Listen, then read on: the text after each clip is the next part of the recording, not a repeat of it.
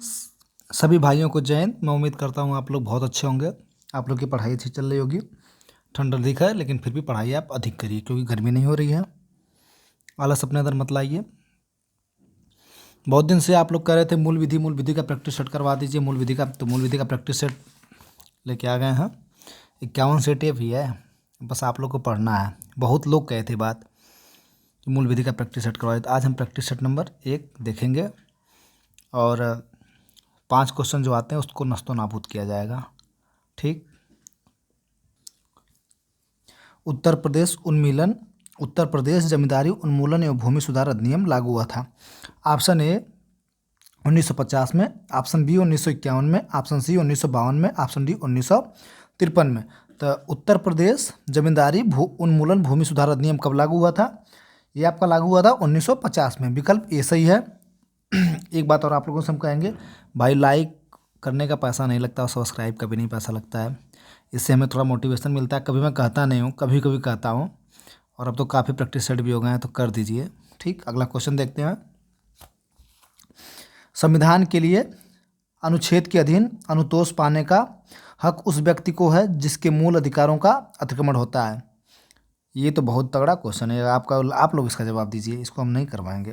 Question number 2 का answer आप लोग देंगे अनुच्छेद 32, अनुच्छेद 22, अनुच्छेद 21, अनुच्छेद 27 का 2 अनुच्छेद से क्वेश्चन है पॉलिटी से, इसको आप कराएंगे। ठीक, मतलब आप करेंगे। क्वेश्चन नंबर हम 3 देखते हैं। करने का मतलब कमेंट बॉक्स में आपको आंसर देना है।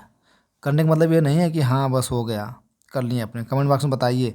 एक व्यक्ति खाली स्थान में जनहित याचिका दायर कर सकता है केवल उच्च न्यायालय में, उच्च न्यायालय या उच्चतम न्यायालय दोनों में, केवल जिला अदालत में, डी विकल्प केवल उच्चतम न्यायालय में। एक व्यक्ति उच्च न्यायालय उच्चतम न्यायालय में जनहित याचिका दायर कर सकता है। इसका विकल्प बी सही है। उच्च न्यायालय उच्चतम न्यायालय में दोनों में कर सकता है। देख लेते हैं हम इसका थोड़ा सा, जरूर हम इसका वो देखें क्योंकि सभी लोग पूरा अच्छे से नहीं पढ़ते हैं। इसका हम एक्सप्लेनेशन जरूर देखेंगे हर क्वेश्चन का, भले समय लगेगा उससे मतलब नहीं है। भारत में जनहित याचिका सर्वोच्च न्यायालय की न्यायिक सक्रियता का एक उत्पाद है। इसकी शुरुआत 1980 के दशक में मध्य में हुई थी। न्यायमूर्ति V.R. कृष्ण अय्यर तथा न्यायमूर्ति P.N. भगवती जनहित याचिका की अवधारणा के प्रवर्तक रहे हैं। ठीक है। क्वेश्चन नंबर हम 4 देखते हैं। किसी अदालत के सामने इलेक्ट्रॉनिक स्वरूप में साक्ष्य पर विशेषज्ञ की राय हासिल करने के प्रयोजन के लिए कौन अपनी राय देगा? ऑप्शन ए इलेक्ट्रॉनिक साक्ष्य परीक्षक, ऑप्शन बी इलेक्ट्रॉनिक विशेषज्ञ, ऑप्शन सी साइबर विशेषज्ञ, ऑप्शन डी अदालत का फोरेंसिक विशेषज्ञ। तो क्वेश्चन नंबर 40 का ए सही हो जाएगा, इलेक्ट्रॉनिक साक्ष्य परीक्षक। किसी अदालत के सामने 4 का हमारा ये होगा। हम उसको 40 बोल दिए थे, कभी कभी ऐसे बोल देते हैं क्योंकि हम क्वेश्चन नंबर पर ध्यान नहीं देते हैं, अपने उस पर ध्यान देते हैं क्या हम पढ़ा रहे हैं। ठीक, क्वेश्चन नंबर 4 का ये हो जाएगा इलेक्ट्रॉनिक साक्ष्य परीक्षक। इसका देख लेते हैं। किसी अदालत के सामने इलेक्ट्रॉनिक रूप में साक्ष्य पर विशेषज्ञ की राय हासिल करने के प्रयोजन के लिए इलेक्ट्रॉनिक साक्ष्य परीक्षक अपनी राय देगा। ठीक है। क्वेश्चन नंबर हम 5 देखते हैं। निजी और संवेदनशील जानकारी जैसे क्रेडिट कार्ड नंबर, व्यक्तिगत पहचान और खाता उपयोगकर्ता का नाम और पासवर्ड प्राप्त करने धोखाधड़ी वाला कार्य है। मैलवेयर कहते हैं, बी ट्रोजन कहते हैं उसे, सी हैकिंग कहते हैं, डी फिशिंग कहते हैं।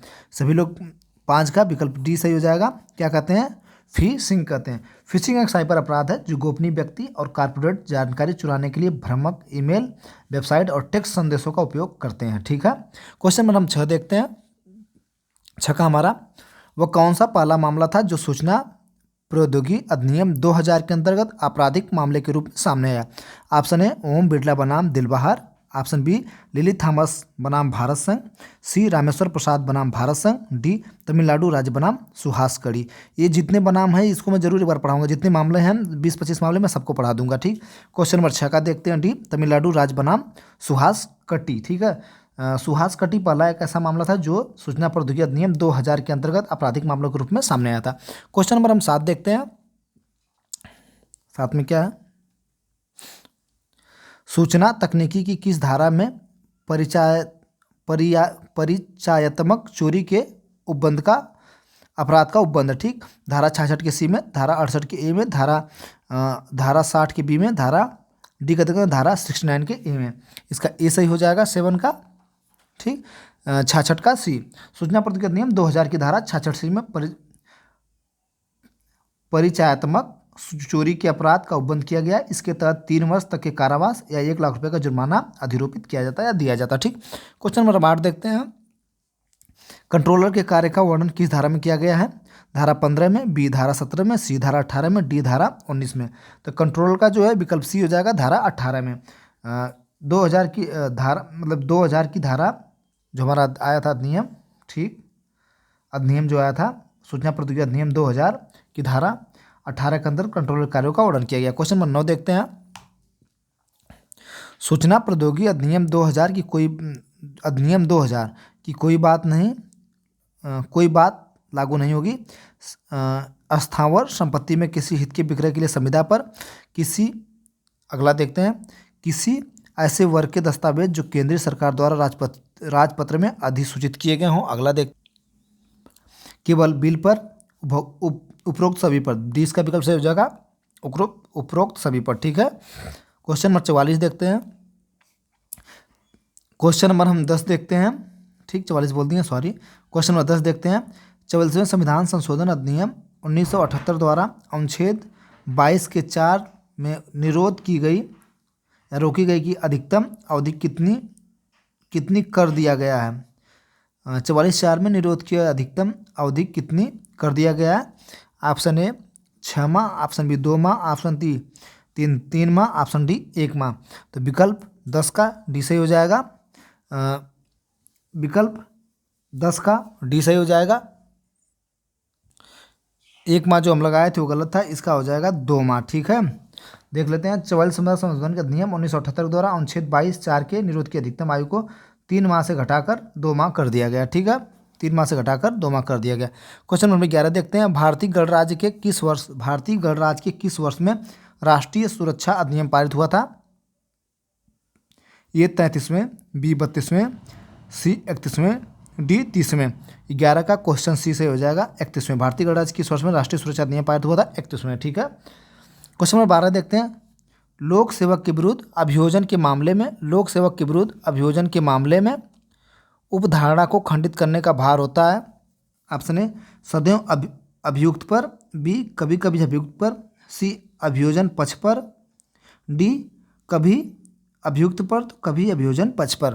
तो 12 का ये सही हो जाएगा सदैव अभियुक्त पर। ठीक, लोक सेवा के विरुद्ध अभियोजन के मामले में उपधारण को खंडित करने के लिए भार सदैव अभियुक्त पर होता है। ठीक, क्वेश्चन नंबर हम 13 देखते हैं।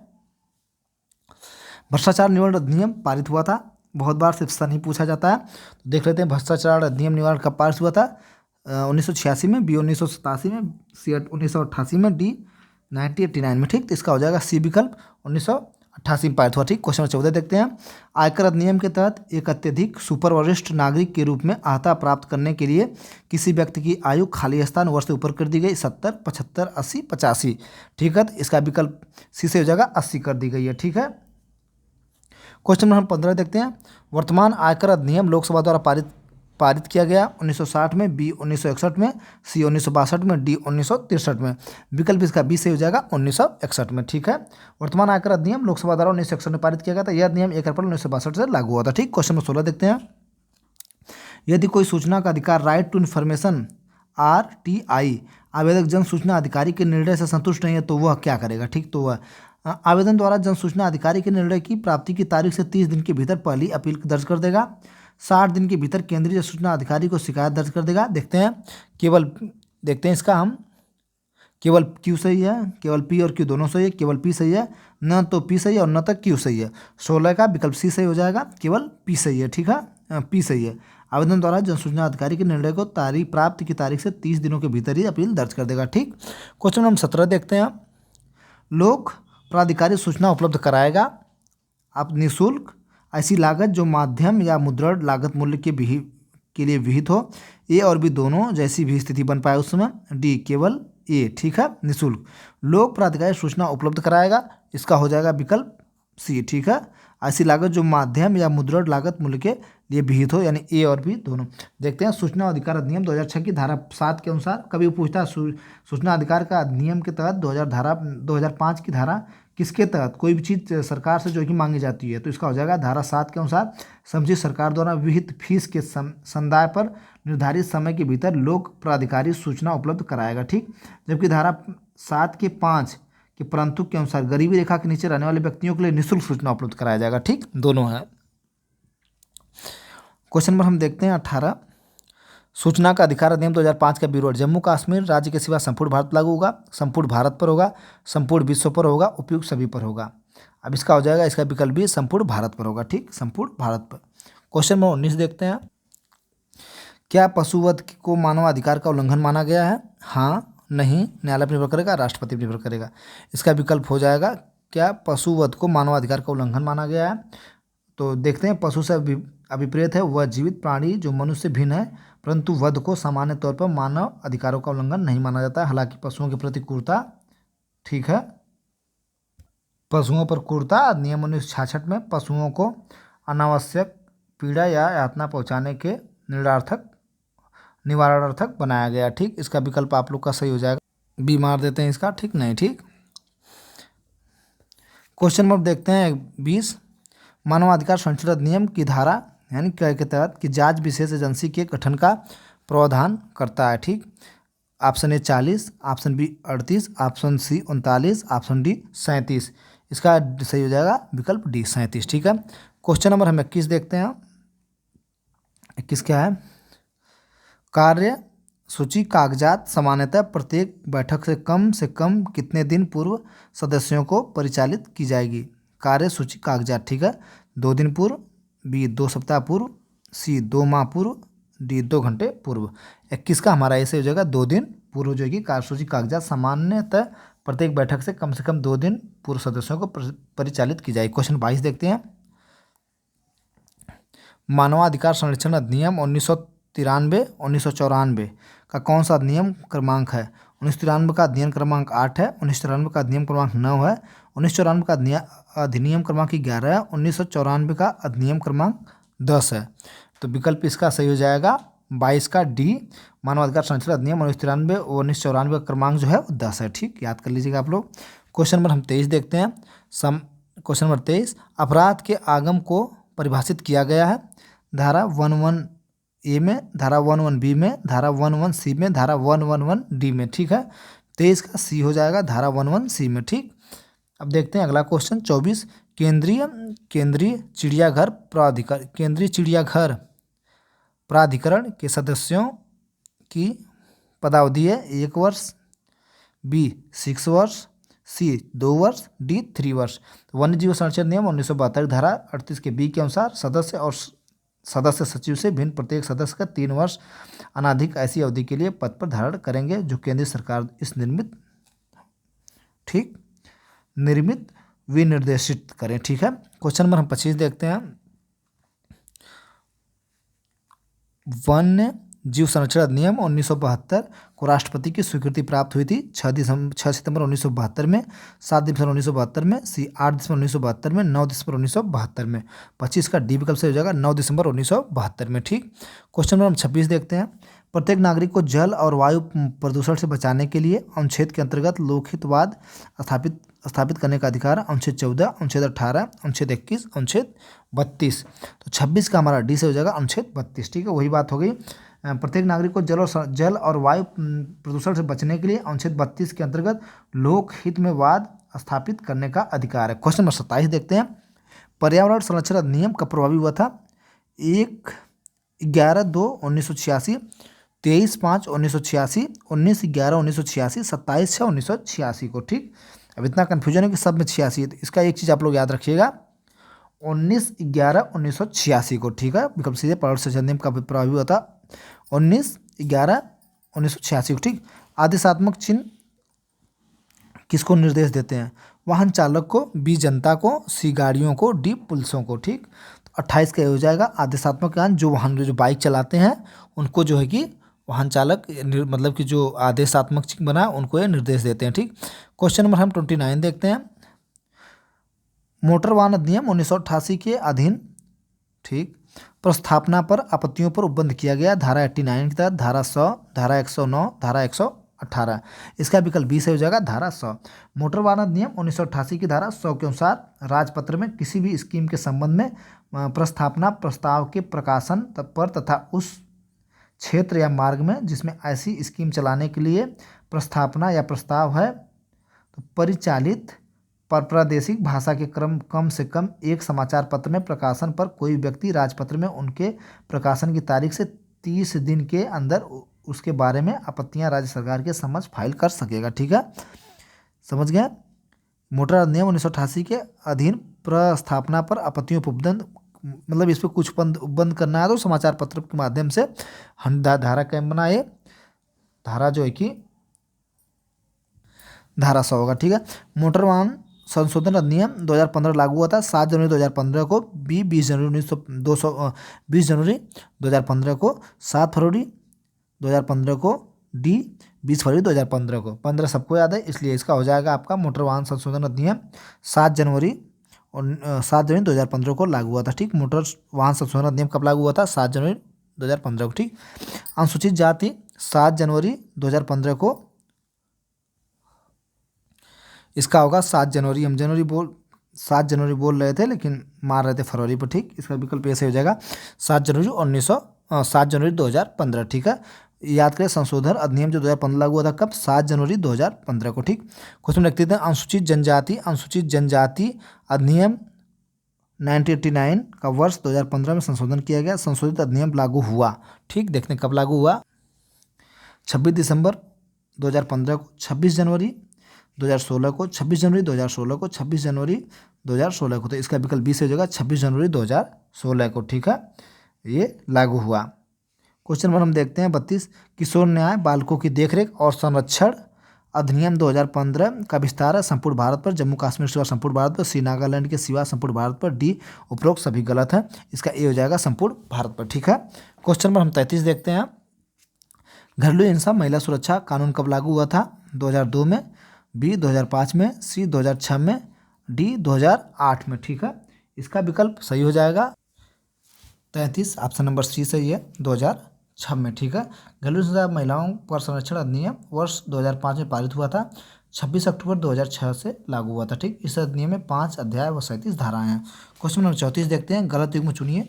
धारा 392 निर्णय, धारा 284 अग्रिम जमानत, धारा 228, धारा 528 अंतर्निहित शक्ति, धारा 446 डी वाला विकल्प, धारा 446 मामलों एवं अपीलों को आंतरित करने की उच्च न्यायालय की शक्ति। इसका 34 का डी से हो जाएगा, गलत है। ठीक है, क्वेश्चन नंबर हम देखते हैं 35, बंध पत्र की शर्तें उसमें विहित रकम दुर्भर नहीं होगी। यह उपबंध दंड प्रक्रिया संहिता की किस धारा में विहित है? धारा 112, धारा बी विकल्प 123, सी विकल्प धारा 123, डी विकल्प धारा 110। इसका विकल्प सी से हो जाएगा धारा 130। ठीक है, भारतीय नागरिक सुरक्षा अधिनियम 2023 की धारा BNSS के तहत भारतीय न्याय सुरक्षा संहिता। ठीक है, धारा 2023 की धारा 130 के अनुसार जब भी मजिस्ट्रेट को यह आवश्यक प्रतीत होगा कि किसी व्यक्ति से यह अपेक्षा की जाए कि इस धारा के अधीन कारण दर्शित करे तो वह उस आशय से एक लिखित आदेश देगा जिसमें निहित बातों का उल्लेख होगा। उसमें क्या उल्लेख करेगा देखते हैं।